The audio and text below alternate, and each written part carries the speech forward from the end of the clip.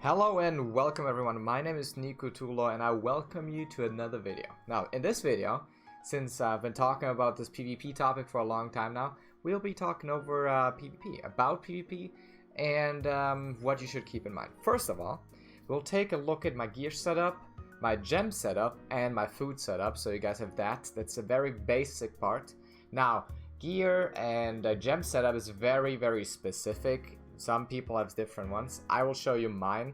I have a specific siege setup, so just to keep that in mind. There's better setups or different setups for 101 specifically, or for, well, more damage-oriented builds. I'm more of a hybrid striker. Other than that, we will take a look at every single ability you should keep in mind. By the way, my build, my gems, my gear will be linked down below in this description, before I forget about that. And without further ado, we'll also get into combos. I will show you 3 different combos. Most of them are fairly, well, all of them are fairly basic, but I think they capture the nature of the striker at the best, and therefore we will use those for well, better capture of striker combos. So without further ado, let's get started.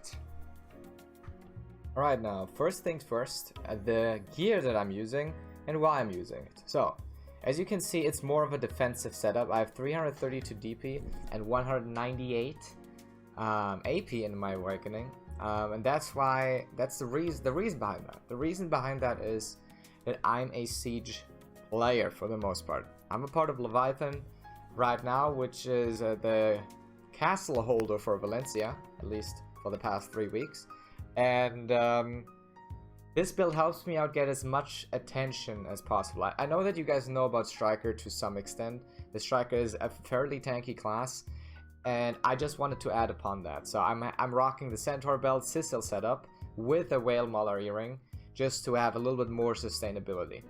But this build is by no means the best build you could possibly go for. There's a fuck ton, a metric fuck ton of people that play full AP, and it works out just fine. So keep that in mind. This build might not be the best for everyone. You don't one-shot people as much, you don't do as much damage, but it feels really good if you want to grab that attention. So with that out of the way, I will show you the gem setup that I have, because that's what I get asked most frequently, most of the time. So let's go over it. First of all, I have a gem in my costume, which I can't show in this video planner, on this video planner website, which I will link down below. I have 1 crit gem in my chest, so keep that in mind. Now, for the helmet, I have an evasion, well, 2 evasions, plus 20 evasion. Keep in mind there's 2 different agility gems like this. One is 8 evasion and something else on top of it, but you want the pure evasion. 20 evasion twice on your helmet is really important.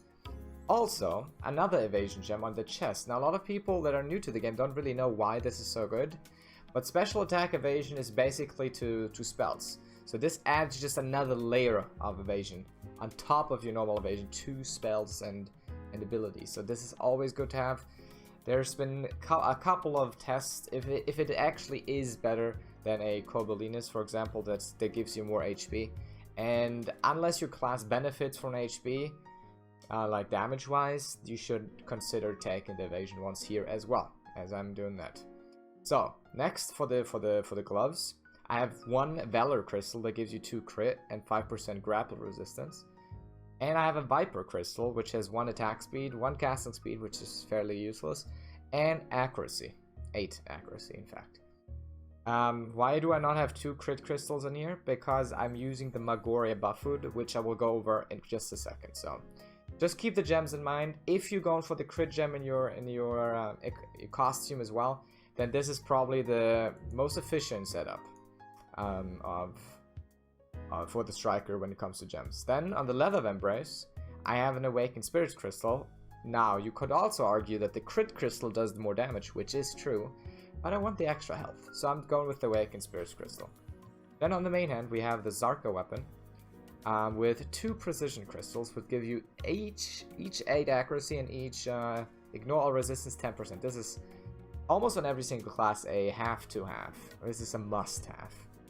So, and now for the Muskin shoes, I have 1 adamantite crystal, just for the extra knockdown resist. Knockdown is such a common CC in sieges and AoE fights.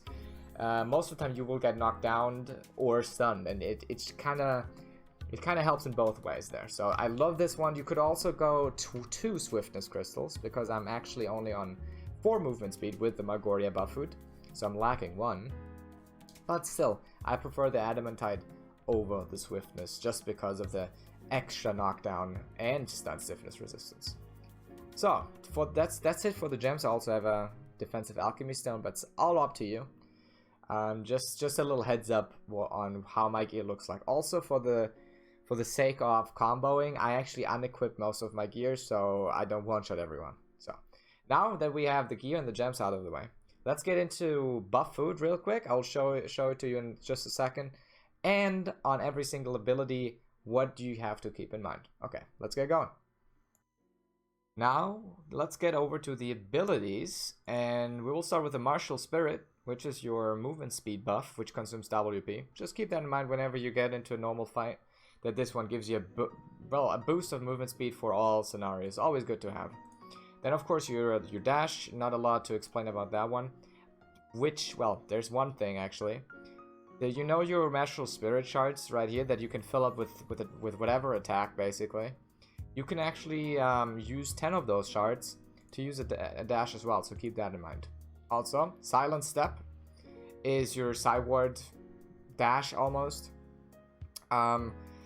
It's not that important, but it will use up the movement speed buff from your Martial Spirit, and it's just it's an invincibility frame, a short one, so it's always good to have those, right? Also, this one can be used in some scenarios, but some people lock it as well, so just to let you know. As always, Crouching Wolf is your buff, which is a 10% attack speed buff, and at the same time, it's actually an iframe, or a super armor actually, a super armor and a disengage ability. So if you press this, first of all, you get the buff, the 10% attack speed, and you have a super armor on it. But on top of that, you can actually swap from your awakening right here to pre-awakening. I don't know what just happened there. Let's try that again. There we go. Which is one of the smoothest transitions between awakening and pre-awakening weapon. And on top of that, you can use it as a backwards dash. If you press S or backwards button, whatever backwards button you have binded, while Crouching Wolf, it will teleport your dash you backwards. So keep that in mind. Then you have a triple flying kick. This one is not used for combat in itself, but for a buff. It gives you a 9% evasion buff whenever you kick once, but if you fulfill the entire combo, it actually gives you an AP buff on top of that, 10 AP. But you don't have to max this out, by the way. You only need to have it on number 4. Then we have Mass Destruction, which is a reliable super armor and a stun if you hit the target properly with it, which looks like this. This is very good to bait people into you. So since it gives you a reliable super armor, you can use this when someone engages onto you. And on top of that, it can stun if you hit properly. So that's always good to have. Then we also, of course, have the Grab, which is a super armor. And we have Hidden Claw. Now, normally I have this locked because it's not really a part of the combo. But Hidden Claw is only used for a combo. Some people actually lock Hidden Claw. Because, let's get to Knee Hammer real quick. Knee Hammer can be spammed if you lock this. And this would look like this. The thing about Knee Hammer is that you actually have a frontal block, even if you use it during the cooldown. So if you fight against witches or wizards or targets that are just generally more ranged than you, and you have to get a way of engaging onto them without leaving yourself open, spamming Knee Hammer can be a good ability to use, because if it's off cooldown, it also CCs. Keep that in mind. But I have it enabled just because it's a good use of a combo. If you combo this with Knee Hammer, if you let your left mouse button click while using Knee Hammer, it will continue or will instantly transition into Hidden Claw, which is a good amount of damage, but most importantly, it gives the target a minus 15 DP debuff. Keep that in mind. This will be a part of the combo you will see later on. Then Knee Hammer, also already talked about it. It's a forward guard and creates stiffness if it's used during cooldown. Well, while you still have the cooldown up. And it's a down attack. So this knee hammer is a really safe ability, but since I prefer to use this sometimes over other abilities for combo in your pre-awakening, I don't have it locked anytime. Some people use it though, as I said, to transition to your target more easily. Then we have Twisted Collision and Flow Strike Through. Never mind, not Flow Strike Through. Flow Nimbus Strike. Which is F after your Q. So that looks like this. This is a safe way to get out of fights for the most part. Keep in mind though that Twisted Collision is only a forward guard. Only the Nimbus Strike part is a super armor. And it's not even throughout the full duration. So if someone engages on you and you need a way to get out quick, you should try to use this. It's always a good thing to do. Okay, next up we have Roaring Tiger, which I already talked about previously, but let's give it another try. Roaring Tiger is not only a down attack with a decent amount of damage on it, but it's also a down smash. And what that means is that if once a target is knocked down and you use this, it gets re-knocked down. So you extend the CC. Keep that in mind, it's really, really important. I also have the skill add-on here, which is plus 10 defense and 54 pain damage. I also have a skill add-on on Twisted Collision, minus 4 movement speed and 50 bleed damage, just to get that out of the way. I have another one on Wolf's Fang, 10% crit and 60 burn damage. That's the pre-awakening skill add-ons, just to let you know. So yeah, let's get over to Wolf's Fang. Wolf's Fang is, I already talked about this in the previous guide, so let's keep it short. It's basically your only real ranged ability with your main weapon, with your main gauntlet.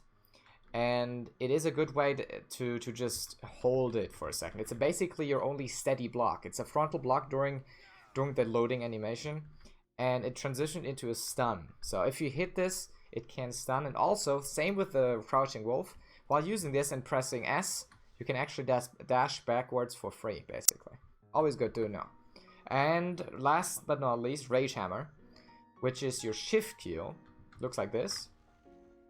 Is basically a reliable super armor that gives an AoE knockdown if hit properly. So always good to have those super armors and frontal blocks in mind, because 101 PvP or PvP in general is all about super armor and frontal block chaining. So keep those abilities in mind. It's always important. Now let's get to the awakening before we go over the buff food. Get over the awakening abilities, where you have another grab, a endless fight, which is basically your WP recovery ability, and your initiator for the drag grab, which is pretty useless in PvP, so let's not get into it too much. This ability overall in PvP is not that useful. Descent of Fury is your awakening buff, which gives you 500 HP recovery, so like a 500 HP potion, 50 DP, and 30% attack speed, and 30% to all resistances. And on top of that, if you didn't know yet, if you use this, you have a super armor. Of course, you have to be in your awakening mode. And if you keep on walking or running, this is a dash, but if you keep walking or running like this, you still are in your super armor. So if you want to engage into fights and just want to find the right time or the right position to initiate in, you can just basically walk around the enemy lines like this and find the perfect spot to engage on the target. Keep that in mind. Very, very, very, very important. And of course you have the weapon swap, which is, I'm pretty sure it's a frontal guard. He has a forward guard, and it's really useful in one combo. Normally you don't really use it that much. Well, you use it with Shift C or, in both stances. So Shift C, knee hammer, transition, and Shift C from main weapon to awakening spiral cannon. But I talked about this previously as well. And all of the abilities in here are useful. Keep that in mind. I'll just go over the add-ons for a second. Every single ability in here is useful, with the exception of Endless Fight and your main hand, or your auto attack on your awakening weapon. Everything else in here is used in PvP. Keep that in mind. So where are my skill add-ons at? First of all, Skull Crusher, plus 20% crit rate and minus 10% attack speed. Then we have Rampaging Predator, your forward F, 10 PvP attack, 5% all accuracy, and then we have Skull Hammer, which is the flow to Skull Crusher, where I have minus 7% casting speed and 50% chance of down smash for target. If you listened correctly previously, down smash, well, enlarges or extends the CC on knockdown targets. So you basically re-knock down them, and having a chance of that in big fights is always good to have. Okay, now let's get over the buff food, and I will show you some combos with all of these abilities. Also, keep in mind that Ultimate Crush is more of a filler ability, so it's not really used in combos, since the damage output and the speed of the ability is not enough. And also, one more ability I want to go over real quick is the Crosswind one. This one you won't see in any combo, but is a really good ability to finish off targets. So if your target has 10% HP left and you don't want to transition into a big ability because that will take a lot longer, this ability is really quick and does a really good chunk of damage to finish targets off. But it leaves you open a little bit after the animation is over, so keep that in mind as well. Now for the buff food. I'm using Valencia buff food, which is the pretty defensive buff food.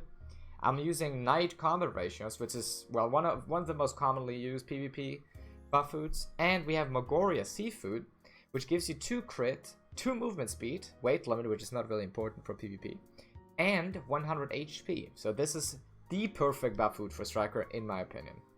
Alright, now that we have that out of the way, let's get over to the combo guide, which consists of 3 different combos. I picked those 3 because they capture most of Striker's strength and weaknesses. So let's get going. Alright, so this is the very first combo I will show you. It starts off with the Awakened grab into shift right click, but keep in mind with the shift right click that you can't completely pull it off without your Awakening buff or an added attack speed buff on top of that. Now we'll repeat this one more time for you, just so you guys see everything. So again, we're approaching the target with the Awakening grab into shift right click, transition that into the pre-Awakening grab, weapon swap back to Awakening, shift Q afterwards, then shift left click, and then we finish them off with a shift F into F. I mean, it's a little complicated, but I think you got it. I think you got it. Now for this combo, we don't start out with the grab, but with shift Q into forward F, into shift F, into the first Awakening grab, into shift RC, which is a down attack again, into the pre-Awakening grab. Then you transition into knee hammer, so shift left click, hold it for a second so you get your hidden claw in at the minus 15 DP. After that, the double mouse button, so you get the down smash from Roaring Tiger and keep him on the floor for longer. And then you finish him off with a shift C. Now you can also do more here, but that's the general idea. Now last but not least, we have the triple grab combo, which is basically the same one as the first one, but after the last attack in the first combo, you finish him up with another grab. Now this could work infinitely, but I'm pretty sure that Prolabes implemented a CC chain restriction, so you can only do this for 3 times. A quadra grab, I think it's possible, but not infinitely. And most of the time resistances play a big role as well. So as you can see in the background, the triple grab combo works out, and even with this you can finish off really hard targets. And with that, I have to thank you guys once again for watching the video until the end. If you have any further questions or you want to discuss the class that is Striker or the game, make sure to leave a comment down below. Also, I will have multiple different links below in the video description, including the gems, the gear, and of course my Twitch channel. As always guys, thanks for watching, have a nice day, and peace out.